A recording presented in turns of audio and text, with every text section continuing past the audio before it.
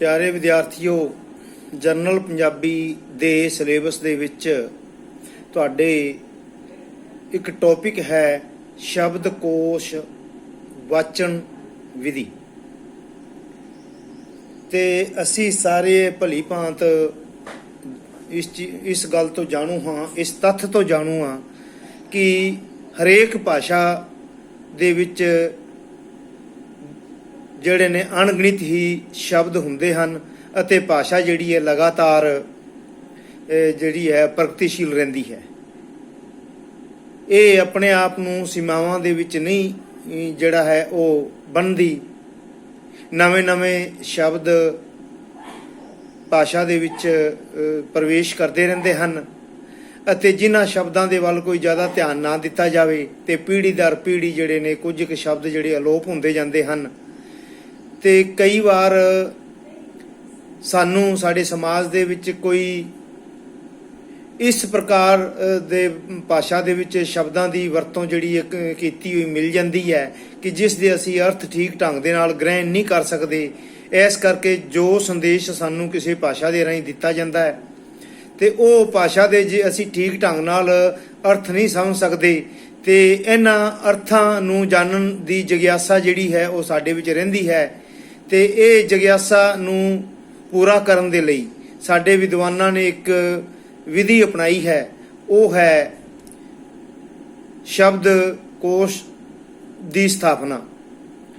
ਸਾਡੇ ਵਿਦਵਾਨਾਂ ਨੇ ਜੋ ਸਾਡੇ ਕਿਸੇ ਵੀ ਭਾਸ਼ਾ ਦੇ ਸ਼ਬਦ ਜਿਹੜੇ ਨੇ ਉਹ ਅਰਥਾਂ ਦੇ ਸਮੇਤ ਇਹਨਾਂ ਨੂੰ ਇੱਕ ਥਾਂ ਤੇ ਇਕੱਠਾ ਕਰਕੇ ਤੇ ਇੱਕ ਪੁਸਤਕ ਦਾ ਰੂਪ, ਇੱਕ ਸੰਗ੍ਰਹਿ ਦਾ ਰੂਪ ਇਸ ਨੂੰ ਦਿੱਤਾ ਜਾਂਦਾ ਹੈ, ਜਿਸ ਨੂੰ ਅੰਗਰੇਜ਼ੀ ਦੇ ਵਿੱਚ ਡਿਕਸ਼ਨਰੀ ਕਿਹਾ ਜਾਂਦਾ ਹੈ।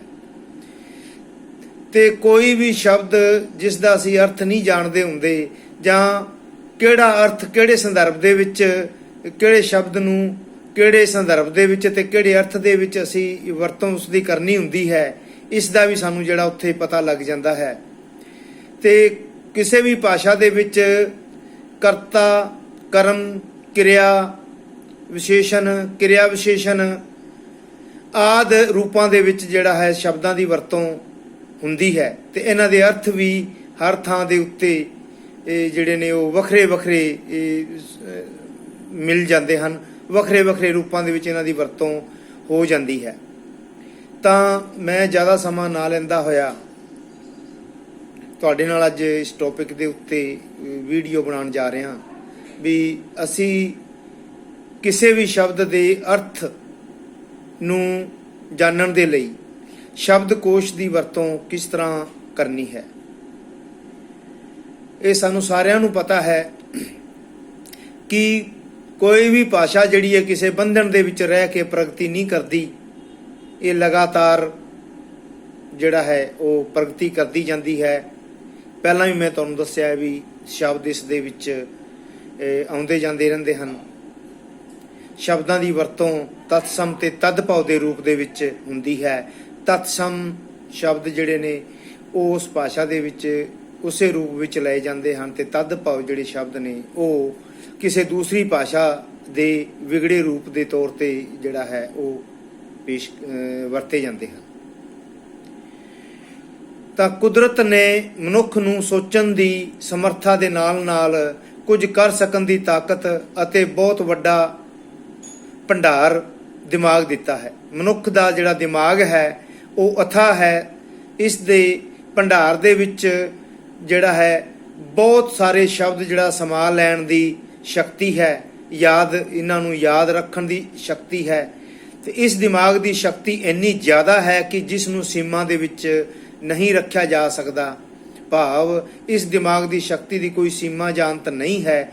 ਇਸੇ ਸ਼ਕਤੀ ਦੀ ਸਹੀ ਵਰਤੋਂ ਕਰਦੇ ਹੋਏ ਮਨੁੱਖ ਨੇ ਆਪਣੀ ਇਸ ਸੋਚ ਸ਼ਕਤੀ ਨੂੰ ਕਲਾ ਦਾ ਨਾਂ ਦਿੱਤਾ ਹੈ ਤੇ ਅਜਿਹੀ ਕਲਾ ਜਿਸ ਨੂੰ ਵੱਖਰੇ ਨਾਵਾਂ ਜਾਂ ਭਾਗਾਂ ਦੇ ਵਿੱਚ ਵੰਡ ਲਿਆ ਗਿਆ ਹੈ। ਕੁਦਰਤ ਨੇ ਮਨੁੱਖ ਨੂੰ ਚੰਗੇ ਬੋਲ ਦਿੱਤੇ ਹਨ। ਇਹਨਾਂ ਬੋਲਾਂ ਨੂੰ ਮਨੁੱਖ ਨੇ ਸੰਚਾਰ ਦਾ ਮਾਧਿਅਮ ਬਣਾਇਆ ਹੈ ਤੇ ਆਪਾਂ ਨੂੰ ਸਾਰਿਆਂ ਨੂੰ ਪਤਾ ਹੈ ਵੀ ਭਾਸ਼ਾ ਜਿਹੜੀ ਹੈ ਸੰਚਾਰ ਦਾ ਇੱਕ ਬਹੁਤ ਵੱਡਾ ਤੇ ਪ੍ਰਬਲ ਮਾਧਿਅਮ ਹੈ। ਭਾਸ਼ਾ ਕਈ ਤਰ੍ਹਾਂ ਦੀ ਹੁੰਦੀ ਹੈ, ਸੰਕੇਤਕ ਵੀ ਹੁੰਦੀ ਹੈ, ਲਿਖਤੀ ਵੀ ਹੁੰਦੀ ਹੈ ਤੇ ਬੋਲਚਾਲ ਦੀ ਵੀ ਹੁੰਦੀ ਹੈ। ਭਾਸ਼ਾ ਦਾ ਇਸ ਮਾਧਿਅਮ ਨੂੰ ਭਾਸ਼ਾ ਦਾ ਨਾਂ ਦਿੱਤਾ ਗਿਆ ਹੈ। ਭਾਸ਼ਾ ਦੇ ਭੰਡਾਰ ਨੂੰ ਸੰਭਾਲ ਕੇ ਰੱਖਣ ਲਈ ਮਨੁੱਖ ਨੇ ਇਸ ਨੂੰ ਕੋਸ਼ ਸ਼ਬਦ ਦੇ ਕੇ ਕੋਸ਼ਾਕਾਰੀ ਇੱਕ ਕਲਾ ਕਹਿ ਕੇ ਸ਼ਬਦਾਂ ਦੇ ਅਰਥ ਜਾਣਨ ਲਈ ਸ਼ਬਦਕੋਸ਼ ਤਿਆਰ ਕੀਤੇ ਹਨ। ਕੋਸ਼ ਦਾ ਮਤਲਬ ਹੈ ਭੰਡਾਰ। ਅੰਗਰੇਜ਼ੀ ਦੇ ਵਿੱਚ ਇਸ ਨੂੰ ਟ੍ਰੇਜਰੀ ਕਿਹਾ ਜਾਂਦਾ ਹੈ। ਅਜਿਹੇ ਸੰਸਾਰ ਦੀ ਹਰ ਭਾਸ਼ਾ ਦੇ ਸ਼ਾਬਦਿਕ ਭੰਡਾਰ ਇੱਕ ਕੋਸ਼ ਵਿੱਚ ਦਰਜ ਹਨ, ਚਾਹੇ ਉਹ ਪੰਜਾਬੀ ਸ਼ਬਦਕੋਸ਼ ਹੋਵੇ ਜਾਂ ਮਹਾਨ ਕੋਸ਼ ਹੋਵੇ ਜਾਂ ਅੰਗਰੇਜ਼ੀ ਭਾਸ਼ਾ ਦੀ ਡਿਕਸ਼ਨਰੀ ਹੋਵੇ। ਜਿਵੇਂ ਜਿਵੇਂ ਭਾਸ਼ਾ ਦਾ ਵਿਕਾਸ ਹੁੰਦਾ ਹੈ, ਮਨੁੱਖ ਨੂੰ ਆਉਂਦੀਆਂ ਮੁਸ਼ਕਲਾਂ ਨੂੰ ਦੂਰ ਕਰਨ ਲਈ ਨਵੇਂ ਅਨੁਸ਼ਾਸਨ ਵਿੱਚ ਕੋਸ਼ ਵਿਗਿਆਨ ਦੀ ਸਥਾਪਨਾ ਜਿਹੜੀ ਹੈ ਕਰਨ ਦੀ ਮਨੁੱਖ ਨੇ ਇਸੇ ਕਰਕੇ ਇਸ ਦੀ ਜ਼ਰੂਰਤ ਸਮਝੀ ਹੈ। ਭਾਵੇਂ ਅੱਜ ਦੇ ਯੁੱਗ ਵਿੱਚ ਕੋਸ਼ਾਕਾਰੀ ਤੇ ਕੋਸ਼ ਵਿਗਿਆਨ ਵੱਖਰੇ ਵੱਖਰੇ ਖੇਤਰ ਬਣ ਚੁੱਕੇ ਹਨ, ਪਰ ਅਸੀਂ ਇੱਥੇ ਕੋਸ਼ਕਾਰੀ ਦੇ ਅੰਤਰਗਤ ਸ਼ਬਦਾਂ ਦੇ ਅਰਥ ਜਾਣਨ ਲਈ ਇਹਨਾਂ ਦੇ ਨਿਯਮਾਂ ਦਾ ਅਧਿਐਨ ਕਰਾਂਗੇ, ਇਹਨਾਂ ਦੇ ਨਿਯਮਾਂ ਬਾਰੇ ਦੱਸਾਂਗੇ।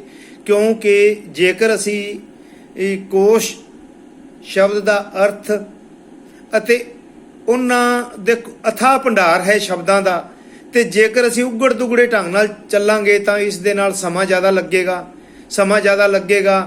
ਸਾਨੂੰ ਕਿਸੇ ਵਿਸ਼ੇਸ਼ ਸ਼ਬਦ ਦੇ ਜਿਹੜਾ ਹੈ ਉਹ ਅਰਥ ਜਾਣਨ ਦੇ ਲਈ ਵੀ ਬਹੁਤ ਜ਼ਿਆਦਾ ਮਿਹਨਤ ਕਰਨੀ ਪੈ ਸਕਦੀ ਹੈ ਤੇ ਅਸੀਂ ਜਲਦੀ ਜੀ ਸਿੱਟੇ ਤੇ ਨਹੀਂ ਪਹੁੰਚਦੇ। ਇਸ ਕਰਕੇ ਅਸੀਂ ਇਸ ਕੋਸ਼ਕਾਰੀ ਦੇ ਡਿਕਸ਼ਨਰੀ ਨੂੰ ਵਾਚਣ ਦੇ, ਸ਼ਬਦਕੋਸ਼ ਨੂੰ ਵਾਚਣ ਦੇ ਨਿਯਮਾਂ ਦਾ ਸਾਨੂੰ ਗਿਆਨ ਹੋਣਾ ਬਹੁਤ ਜ਼ਰੂਰੀ ਹੈ। ਕੋਸ਼ ਸ਼ਬਦ ਭਾਰਤੀ ਭਾਸ਼ਾਵਾਂ ਵਿੱਚ ਬਹੁਤ ਪੁਰਾਤਨ ਮਤਲਬ ਹੁੰਦਾ ਪੁਰਾਣਾ ਸ਼ਬਦ ਹੈ। ਪਰੰਪਰਾ ਅਨੁਸਾਰ ਇਸ ਸ਼ਬਦ ਨੂੰ ਭਾਵੇਂ ਵੱਖਰੇ ਵੱਖਰੇ ਪ੍ਰਸੰਗਾਂ ਦੇ ਵਿੱਚ ਵਰਤਿਆ ਜਾਂਦਾ ਰਿਹਾ ਹੈ, ਪਰ ਅਜੋਕੇ ਸਮੇਂ ਭਾਸ਼ਾਈ ਅਧਿਐਨ ਦੀ ਤਕਨੀਕ ਪੱਖੋਂ ਇਸ ਨੂੰ ਸਵੀਕਾਰ ਕੀਤਾ ਜਾ ਚੁੱਕਾ ਹੈ। ਵੈਦਿਕ ਕਾਲ ਤੋਂ ਇਸ ਸ਼ਬਦ ਦੀ ਵਰਤੋਂ ਹੁੰਦੀ ਆ ਰਹੀ ਹੈ। ਰਿਗਵੇਦ ਵਿੱਚ ਇਸ ਮੱਧ ਨੂੰ 39 ਵਾਰ ਵਰਤਿਆ ਗਿਆ ਹੈ। ਪੁਰਾਤਨ ਅਰਥਾਂ ਵਿੱਚ ਕੋਸ਼ ਸ਼ਬਦ ਦੇ ਅਰਥ ਜਿਹੜਾ ਹੈ ਮੈਂ ਤੁਹਾਨੂੰ ਪਹਿਲਾਂ ਹੀ ਕਿਹਾ ਵੀ ਖਜ਼ਾਨਾ ਕੀਤੇ ਗਏ ਹਨ, ਤੇ ਇਸ ਦਾ ਅੰਗਰੇਜ਼ੀ ਰੂਪ ਟ੍ਰੇਜਰੀ ਹੈ। ਧਨ ਤੇ ਪਦਾਰਥਾਂ ਦੇ ਸੰਗ੍ਰਹਿ ਨੂੰ ਜੇ ਖਜ਼ਾਨਾ ਕਿਹਾ ਜਾ ਸਕਦਾ ਹੈ ਤਾਂ ਇਹ ਪਰਿਭਾਸ਼ਾ ਕੋਸ਼ ਉੱਤੇ ਇਸੇ ਤਰ੍ਹਾਂ ਲਾਗੂ ਨਹੀਂ ਹੁੰਦੀ। ਇਹ ਠੀਕ ਹੈ ਕਿ ਕੋਸ਼ ਵੀ ਸ਼ਬਦਾਂ ਦਾ ਖਜ਼ਾਨਾ ਹੁੰਦਾ ਹੈ, ਪਰ ਇਹ ਤਾਂ ਇੱਕ ਤਰ੍ਹਾਂ ਸ਼ਬਦਾਂ ਦੀ ਤਰਤੀਬ ਹੁੰਦੀ ਹੈ। ਧਨ ਇਹ ਵਾਂਗ ਖਿਲਰੇ ਨਹੀਂ ਹੁੰਦੇ। ਭਾਰਤੀ ਪਰੰਪਰਾ ਵਿੱਚ ਕੋਸ਼ ਨੂੰ ਪਰਿਭਾਸ਼ਿਤ ਕਰਨ ਦੇ ਲਈ ਕਿਹਾ ਜਾਂਦਾ ਹੈ ਕਿ ਇਹ ਸ਼ਬਦਾਂ ਦਾ ਅਜਿਹਾ ਸੰਗ੍ਰਹਿ ਹੁੰਦਾ ਹੈ ਜਿਸ ਵਿੱਚ ਇੱਕ ਤਾਂ ਸ਼ਬਦਾਂ ਨੂੰ ਕ੍ਰਮਵਾਰ ਦਿੱਤਾ ਹੁੰਦਾ ਹੈ ਅਤੇ ਦੂਜਾ ਇਹਨਾਂ ਸ਼ਬਦਾਂ ਦੇ ਅਰਥਾਂ ਤੇ ਭਾਵ ਵੀ ਦਿੱਤੇ ਹੁੰਦੇ ਹਨ।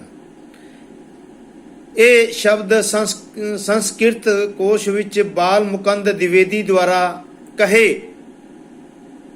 ਗਏ ਹਨ। ਜਿਵੇਂ ਕੋਸ਼ ਸ਼ਬਦ ਭਾਰਤੀ ਪਰੰਪਰਾ ਨਾਲ ਜੁੜਿਆ ਹੋਇਆ ਹੈ ਤੇ ਉਸੇ ਤਰ੍ਹਾਂ ਡਿਕਸ਼ਨਰੀ ਰੂਪ ਦੀ ਕੋਸ਼ਕਾਰੀ ਦੇ ਨਾਲ ਸੰਬੰਧਿਤ ਹੈ। ਕੋਸ਼ ਦਾ ਸੰਕਲਪ ਇੱਕ ਵਿਸ਼ਾਲ ਇਤਿਹਾਸ ਲੈ ਕੇ ਬੈਠਾ ਹੈ। ਅੱਜ ਵਿਗਿਆਨਕ ਯੁੱਗ ਸਿਖਰਾਂ ਤੇ ਹੈ। ਕੰਪਿਊਟਰ ਵਰਗੀ ਕਾਢ ਕਾਰਨ ਤੇਜ਼ ਰਫ਼ਤਾਰ ਮਸ਼ੀਨੀ ਯੁੱਗ ਵਿੱਚ ਕੁਝ ਵੀ ਔਖਾ ਨਹੀਂ ਰਿਹਾ ਤੇ ਮਨੁੱਖੀ ਦਿਮਾਗ ਦੀ ਕਾਢ ਨੇ ਭਾਵੇਂ ਸਭ ਕੁਝ ਸੌਖਾ ਕਰ ਦਿੱਤਾ ਹੈ, ਪਰ ਫਿਰ ਵੀ ਸਭ ਕੁਝ ਸਮਝਣਾ ਜਾਂ ਕਰਨਾ ਨਿਯਮਾਂ ਦੇ ਵਿੱਚ ਬੱਝਾ ਹੋਇਆ ਹੈ। ਤੇ ਅਸੀਂ ਜਾਣਦੇ ਹਾਂ ਕਿ ਕੰਪਿਊਟਰ ਵੀ ਆਪਣੇ ਆਪ ਦੇ ਵਿੱਚ ਜਿਹੜਾ ਹੈ ਉਹ ਨਿਯਮ ਲਾਗੂ ਨਹੀਂ ਕਰਦਾ। ਜਿੰਨੀ ਕੰਪਿਊਟਰ ਦਾ ਗਿਆਨ ਵੀ ਸਾਡੇ ਲਈ ਤਾਂ ਹੀ ਸਾਰਥਕ ਹੋ ਸਕਦਾ ਹੈ ਜੇਕਰ ਅਸੀਂ ਕੰਪਿਊਟਰ ਦੇ ਸਿਸਟਮ ਨੂੰ ਜਿਹੜਾ ਉਹਨਾਂ ਦੇ ਨਿਯਮ ਵਗੈਰਾ ਦੀ ਅਸੀਂ ਜਾਣਕਾਰੀ ਰੱਖਦੇ ਹੋਵਾਂਗੇ। ਵਿਦਵਾਨਾਂ ਦੀ ਲਗਾਤਾਰ ਜਾਰੀ ਖੋਜ ਨੇ ਹਰ ਖੇਤਰ ਨੂੰ ਬੁਲੰਦੀਆਂ ਤੱਕ ਮਤਲਬ ਸਿਖਰਾਂ ਤੱਕ ਉਚਾਈਆਂ ਤੱਕ ਪਹੁੰਚਾ ਦਿੱਤਾ ਹੈ। ਵਿਦਵਾਨਾਂ ਦੀ ਕੋਸ਼ਕਾਰੀ ਖੋਜ ਨੇ ਇਸ ਸੰਸਾਰ ਦੇ ਵਿੱਚ ਕਈ ਤਰ੍ਹਾਂ ਦੇ ਕੋਸ਼ ਵਿਦਿਆਰਥੀਆਂ ਦੇ ਸਾਹਮਣੇ ਰੱਖ ਦਿੱਤੇ ਹਨ। ਜੇਕਰ ਭਾਸ਼ਾਵਾਂ ਦੇ ਆਧਾਰ ਤੇ ਦੇਖੀਏ ਤਾਂ ਇੱਕ ਭਾਸ਼ਾਈ ਕੋਸ਼, ਦੋ ਭਾਸ਼ਾਈ ਕੋਸ਼ ਅਤੇ ਬਹੁ ਭਾਸ਼ਾਈ ਕੋਸ਼ ਦੱਸੇ ਜਾਂਦੇ ਹਨ। ਇਹ ਪਿਆਰੇ ਬੱਚਿਓ ਡਿਕਸ਼ਨਰੀਆਂ ਦੇ ਰੂਪ ਦਿੱਤੇ ਹਨ, ਕੋਸ਼ਾਂ ਦੇ ਰੂਪ ਦਿੱਤੇ ਹੋਏ ਹਨ। ਇਸ ਤਰ੍ਹਾਂ ਦੇ ਕੋਸ਼ ਤਾਂ ਸਿਰਫ ਸ਼ਬਦਾਂ ਦੇ ਅਰਥਾਂ ਤੱਕ ਸੀਮਿਤ ਹੁੰਦੇ ਹਨ। ਕਈ ਕੋਸ਼ ਤਾਂ ਸ਼ਬਦਾਂ ਦੇ ਅਰਥਾਂ ਨਾਲ ਸੰਖੇਪ ਜਾਣਕਾਰੀ ਵੀ ਦਿੰਦੇ ਹਨ, ਭਾਵ ਉਸ ਸ਼ਬਦ ਦੀ ਉਤਪਤੀ ਕਿਵੇਂ ਹੋਈ ਤੇ ਇਹ ਕਿਹੜੇ ਅਰਥਾਂ ਦੇ ਵਿੱਚ ਲਿਆ ਗਿਆ ਹੈ ਤੇ ਇਹ ਕਿਹੜੇ ਇਸ ਦਾ ਅਧਿਕਾਰ ਖੇਤਰ ਕਿੱਥੇ ਤੱਕ ਹੈ, ਇਹ ਸਾਨੂੰ ਜਾਣਨ ਦਾ ਕਈ ਸ਼ਬਦ ਕੋਸ਼ਾਂ ਦੇ ਵਿੱਚ ਜਿਹੜਾ ਹੈ ਉਹ ਪਤਾ ਲੱਗਦਾ ਹੈ। ਇਸ ਤਰ੍ਹਾਂ ਦੇ ਕੋਸ਼ ਇੰਦਰਾਜ ਤੇ ਆਧਾਰਿਤ ਹੁੰਦੇ ਹਨ। ਇੰਦਰਾਜ ਹੁੰਦਾ ਹੈ ਕਿਸੇ ਚੀਜ਼ ਨੂੰ ਜਿਹੜਾ ਹੈ ਦਰਜ ਕਰਨਾ। ਇੰਦਰਾਜਾਂ ਦੇ ਆਧਾਰ ਤੇ ਸ਼ਬਦਕੋਸ਼, ਡਿਕਸ਼ਨਰੀ, ਵਿਸ਼ਵਕੋਸ਼, ਸ਼ਬਦਕੋਸ਼, ਇਨਸਾਈਕਲੋਪੀਡੀਆ ਡਿਕਸ਼ਨਰੀ ਅਤੇ ਵਿਸ਼ਵਕੋਸ਼ ਇਨਸਾਈਕਲੋਪੀਡੀਆ ਤਿੰਨ ਕਿਸਮਾਂ ਦੇ ਹੁੰਦੇ ਹਨ। ਇੰਦਰਾਜ ਤੋਂ ਇਲਾਵਾ ਇੱਕ ਹੋਰ ਕਿਸਮ ਦੇ ਸਮੱਗਰੀ ਆਧਾਰ ਤੇ ਵੀ ਕੋਸ਼ ਦੀ ਵੰਡ ਕੀਤੀ ਗਈ ਹੈ। ਇਸ ਤਰ੍ਹਾਂ ਦੇ ਕੋਸ਼ ਕਾਲ ਭਾਵ ਸਮੇਂ ਦੀ ਵੰਡ ਤੇ ਆਧਾਰਿਤ ਹੁੰਦੇ ਹਨ ਤੇ ਸਾਨੂੰ ਪਤਾ ਹੈ ਸਮਾਂ ਹਮੇਸ਼ਾ ਬਦਲਦਾ ਰਹਿੰਦਾ ਹੈ ਤੇ ਬਦਲਦੇ ਸਮੇਂ ਦੇ ਵਿੱਚ ਜਿਹੜਾ ਹੈ ਉਹ ਭਾਸ਼ਾ ਵੀ ਆਪਣੇ ਰੂਪ ਬਦਲਦੀ ਹੈ। ਭਾਸ਼ਾ ਆਪਣਾ ਜਿਹੜਾ ਹੈ ਕਈ ਵਾਰੀ ਢਾਂਚਾ ਤੱਕ ਵੀ ਬਦਲ ਲੈਂਦੀ ਹੈ। ਇਹ ਇੱਕ ਵੱਖਰੇ ਵਿਸ਼ੇ ਦਾ ਆਧਾਰ ਬਣ ਜਾਂਦਾ ਹੈ। ਇੱਥੇ ਇੰਨਾ ਜਾਣ ਲਿਆ ਜਾਵੇ ਕਿ ਭਾਸ਼ਾ ਦੇ ਵਿਕਾਸ ਲਈ ਯੋਜਨਾਬੱਧ ਤਰੀਕੇ ਨਾਲ ਕੀਤੀ ਗਈ ਸਮੱਗਰੀ ਨੂੰ ਕੋਸ਼ ਕਿਹਾ ਜਾਂਦਾ ਹੈ ਜਾਂ ਡਿਕਸ਼ਨਰੀ ਕਿਹਾ ਜਾਂਦਾ ਹੈ। ਇੱਥੇ ਇੰਨਾ ਕੋਸ਼ ਹਨ। ਸੋ ਕੋਸ਼ ਭਾਸ਼ਾ ਦੇ ਵਿਕਾਸ ਅਤੇ ਭਾਸ਼ਾ ਦੀ ਵਰਤੋਂ ਲਈ ਇੱਕ ਸੰਦ ਵਜੋਂ ਵਰਤਿਆ ਜਾਣ ਵਾਲਾ ਸਾਧਨ ਹੈ। ਕੋਸ਼ ਇੱਕ ਵਿਅਕਤੀ ਲਈ ਅਜਿਹੀ ਪੁਸਤਕ ਹੈ ਜਿਸ ਰਾਹੀਂ ਉਹ ਸ਼ਬਦਾਂ ਦੇ ਉਚਾਰਨ, ਵਿਉਂਤਬੰਦੀ, ਵਿਗਿਆਨਕ ਰੂਪ ਆਦਿ ਬਾਰੇ ਜਾਣਕਾਰੀ ਪ੍ਰਾਪਤ ਕਰਦਾ ਹੈ। ਵਿਦਿਆਰਥੀਓ, ਇਹ ਵੀਡੀਓ ਜਿਹੜੀ ਹੈ ਉਹ 11:30 ਮਿੰਟਾਂ ਦੀ ਹੋ ਗਈ ਹੈ ਤੇ ਇਸ ਕਰਕੇ ਇਸ ਦਾ ਕੱਲ ਤੋਂ ਆਪਾਂ ਇਸ ਦਾ ਸੈਕੰਡ ਪਾਰਟ ਕੰਟੀਨਿਊ ਕਰਾਂਗੇ। Thank you.